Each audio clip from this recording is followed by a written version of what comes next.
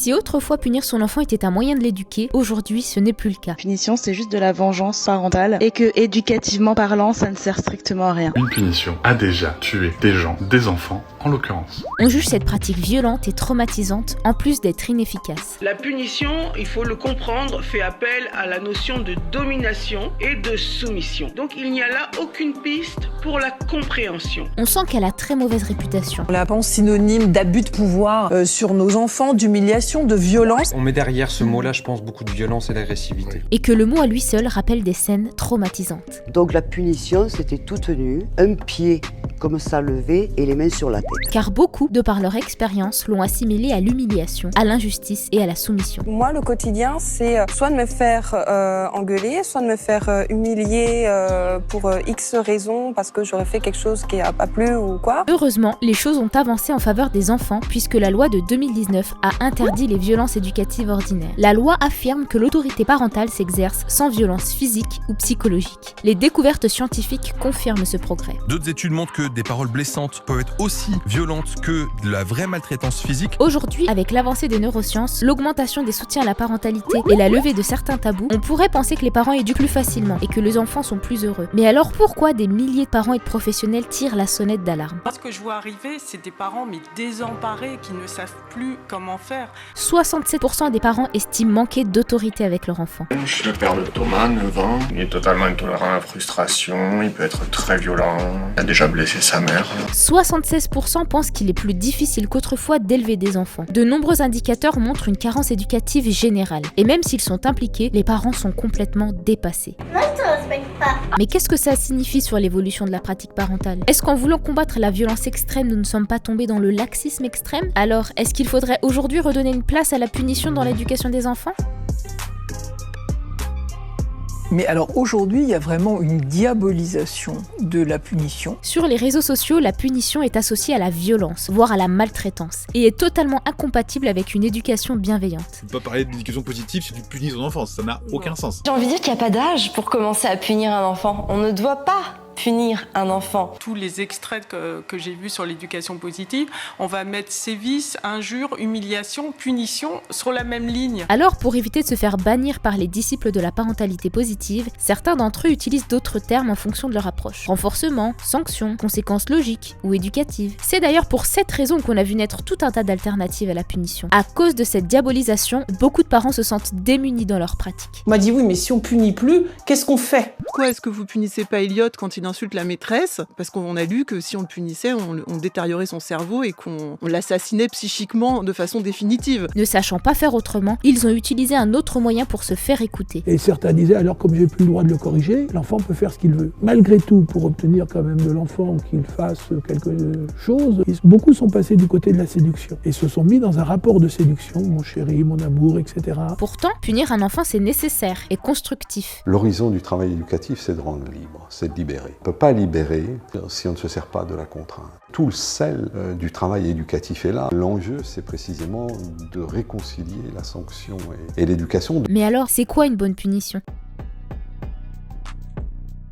Punishment should never be punitive. It should be something that's used as a teaching situation. La punition, ce n'est pas passer un mauvais moment. C'est l'occasion de s'élever et de grandir encore plus. What about reframing the idea of punishment into thinking that when something goes wrong, or a child misbehaves, or they do something wrong, that we reframe our thinking into how can I help this child do it correctly? How can I help them learn from this situation? Mais on ne va pas non plus commencer à établir une liste de ce qui est une bonne ou une mauvaise punition. En réalité, il y a autant de punitions que d'opportunités d'apprendre. Mais il ne faut pas non plus tout accepter en prétextant que ça relève uniquement de la sensibilité de chacun. Il y a quand même quelques règles de base pour qu'elles soient constructives. La première, c'est la connaissance de la règle. Parce qu'on ne punit pas un enfant quand il ne sait pas, il ne savait pas la règle. Mais que maintenant qu'elle connaît la règle, et là, si elle devait recommencer une chose pareille, elle serait punie. C'est justement l'occasion de lui enseigner, de lui expliquer. S'il connaissait la la règle est là quand même dépassée, il faut que la punition soit logique et mesurée. Elle ne doit jamais être ni violente ni humiliante. Par exemple, si ma fille renverse la moitié de la brique de lait sur le sol en voulant se servir son petit déjeuner, je préfère qu'elle nettoie plutôt que de la priver d'une sortie qu'elle attend juste parce que je suis énervée et que c'est la première chose à laquelle je pense. Avant d'avoir recours à une quelconque sanction, le parent a une mission essentielle, celle de mettre un cadre à l'enfant. Le travail du parent qui va se faire progressivement, ça va être de mettre des limites, donc c'est-à-dire des limites physiques, quand le jeune enfant devient agressif, des limites morales aussi, si l'enfant n'arrive pas à vivre dans la communauté de la famille. C'est vraiment permettre à l'enfant de pouvoir être bien dans le groupe et évidemment bien avec lui-même. C'est une démarche indispensable. Les parents doivent réfléchir aux valeurs et aux règles qui sont importantes pour eux et qu'ils veulent transmettre. Je ne vais pas vous dire quelles règles instaurer chez vous parce que ça dépend de vos valeurs familiales, ça dépend de vos choix. Ils devront alors les instaurer dans leur foyer et veiller à leur respect. Pour vous aider, pensez à la règle des 5 C. Les règles doivent être claires, constantes, concrètes, cohérentes et conséquentes. On ne demande pas aux enfants d'obéir à l'adulte, on ne demande pas aux enfants de nous obéir à nous. On leur demande aux enfants d'obéir aux règles que les adultes leur disent et auxquelles ils sont soumis eux-mêmes. Un enfant qui sait ce qu'il peut faire et jusqu'où il peut aller sera libre d'explorer son environnement. Ça les sécurise physiquement et psychiquement. Les règles dans l'éducation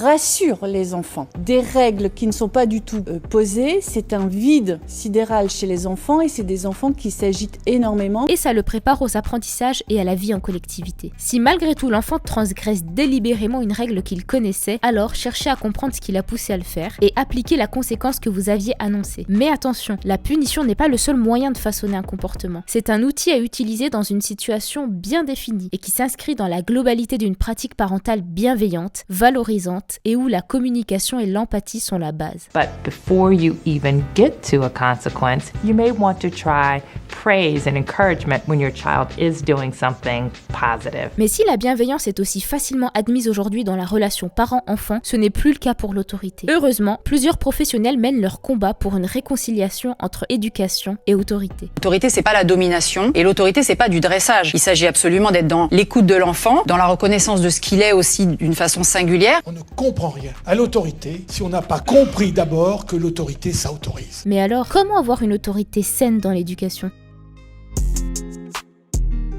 L'autorité fait partie de l'éducation d'un enfant, mais attention à ne pas la confondre avec l'autoritarisme et le pouvoir. Ce qui différencie l'autorité du pouvoir, c'est sa dimension de légitimité. Dans son livre Parents débordés, Martine Genex dit « L'autorité, c'est le pouvoir de commander et d'être obéi ». On entend donc deux choses dans cette définition. D'une part, la légitimité du commandement et d'autre part, l'obéissement à ce commandement. Une maîtresse a la légitimité d'autorité sur le groupe d'enfants qu'elle gère la journée, parce qu'elle en est responsable. Et en tant que parent, c'est notre devoir. Il y a des parents qui disent « Je n'ai aucune autorité, je ne peux pas faire obéir mon enfant et tout ». N'empêche que quand il faut lui faire prendre un médicament et que le parent sait que le médicament il est vital, absolument vital, bah là il lui obéit. Pourquoi ? Parce qu'il est convaincu. Je crois qu'il faut avoir confiance en soi aussi en tant que parent. C'est au fond fondamental que les parents aient ce rôle, et c'est leur responsabilité et c'est leur autorité. Et cette confiance que nous avons dans notre parentalité et dans notre responsabilité à éduquer nous permettra de dégager naturellement une posture ferme et structurante pour l'enfant. Mais à partir du moment où l'enfant va sentir que la règle elle est posée, claire et précise du côté du parent, il va se soumettre à cette règle. Claude Almos, dans son livre « L'autorité expliquée aux parents » est très clair à ce sujet. Un père qui a compris à quoi servaient les limites et qui se sent légitime de les poser ne se laissera pas avoir, car c'est leur vie adulte que nous construisons. Le problème n'est pas que notre enfant ait une vie d'enfant la plus heureuse possible, même si c'est essentiel d'avoir une vie d'enfant heureuse, mais qu'il ait une vie d'enfant qui lui permette d'avoir une vie adulte la plus heureuse possible. Quand les parents comprennent ça, ils assument parfaitement de fixer des limites et de poser un cadre. Il faut garder à l'esprit qu'on prépare nos enfants à la vie adulte et que ça passe par de nombreux apprentissages dans leur vie d'enfant. Un enfant ne naît pas civilisé, il le devient.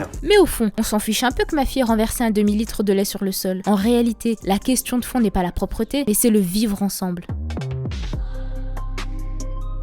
Les limites, l'éducation, les punitions, tout ça, ça sert aussi à permettre à l'enfant de ne pas faire aux autres ce qu'il ne voudrait pas qu'on lui fasse et d'avoir de la compassion. Ouais. Ne pas faire aux autres ce qu'on ne voudrait pas pour nous, c'est la règle d'or de l'empathie. Et c'est une compétence psychosociale extrêmement importante à transmettre à nos enfants. Pas nouveau le concept, il date de 5 siècles avant Jésus-Christ. Au moins, Confucius disait déjà lui-même « Ne fais pas aux autres ce que tu n'aimerais pas qu'on te fasse ». Apprendre à l'enfant à se conformer aux règles, c'est lui apprendre à respecter les autres et à se faire respecter. Cet apprentissage se fait au sein du foyer familial. familiale au cours de la petite enfance. C'est une notion qui s'acquiert au jour le jour, au quotidien, au cours des 6 premières années en particulier. La notion d'empathie ne s'apprend pas, elle se vit. Puis il se développe au fil des expériences de la vie. Alors pourquoi le ministre de l'Éducation nationale vient d'annoncer la mise en place de cours d'empathie au sein de l'école? La France va donc inscrire dans le cursus scolaire des cours d'empathie. Tout simplement parce que la carence est trop importante aujourd'hui. Alors, l'école peut-elle vraiment régler ce problème? L'empathie, c'est se mettre à la place de l'autre. Normalement, on peut attendre ça d'un enfant de 7 ans. C'est le rôle des parents, pas de l'école. Une chose est sûre, c'est qu'il est urgent de se réapproprier sa responsabilité éducative auprès de ses enfants. Parce que c'est un devoir individuel qui a un impact collectif. Les conséquences deviennent disproportionnées. Les enfants ne savent plus vivre en société, ni respecter les autres. Et ça va beaucoup plus loin que les enfants qui frappent le tien sans aucune raison au parc, ou ceux qui doublent les autres au toboggan en les narguant. Cette absence de cadre et de punition engendre un retour à la loi de la jungle. C'est quelque chose de général et tout le monde doit prendre sa part, bien sûr, vous avez raison. Il faut qu'on s'en